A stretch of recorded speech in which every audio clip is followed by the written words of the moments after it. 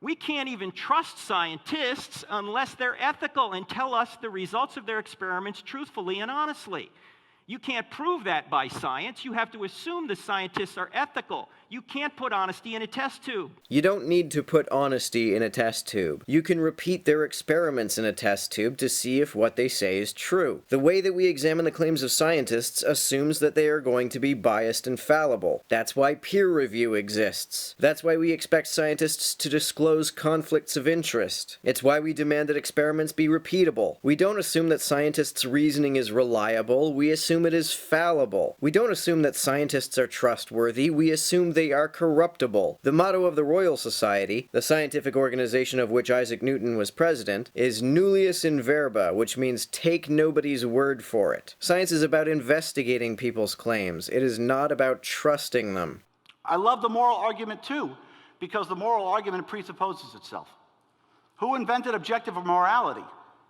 Must be God. Except there is no objective morality. It's all relative. Frank showed a picture of the Holocaust victims. He didn't mention that the Holocaust, that the SS troops that put those Jews there had Gott mit uns, God is with us, on their belt buckles. They did it in the name of God. They thought they were being objectively moral. Their idea of objective morality allowed them to do the atrocities. Slavoj Žižek once made a similar point. He said that Dostoevsky's claim that without God everything is permitted actually has things backwards. It is with God that everything is permitted. Because if you can convince people that everything you do is commanded by God, you can literally get away with murder. And by the way, bad design is not no design. My car is not designed perfectly, but it's still designed. And we agree, of course, we live in a fallen world, so everything's broken.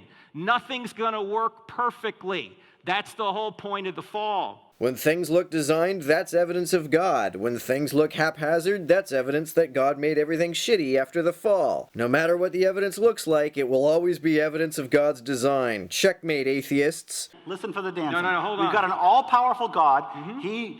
He can do whatever he wants, and he doesn't need babies to have cancer. We've got an all-knowing God, so he knows every baby that's going to get cancer. Now, the only thing left is benevolence.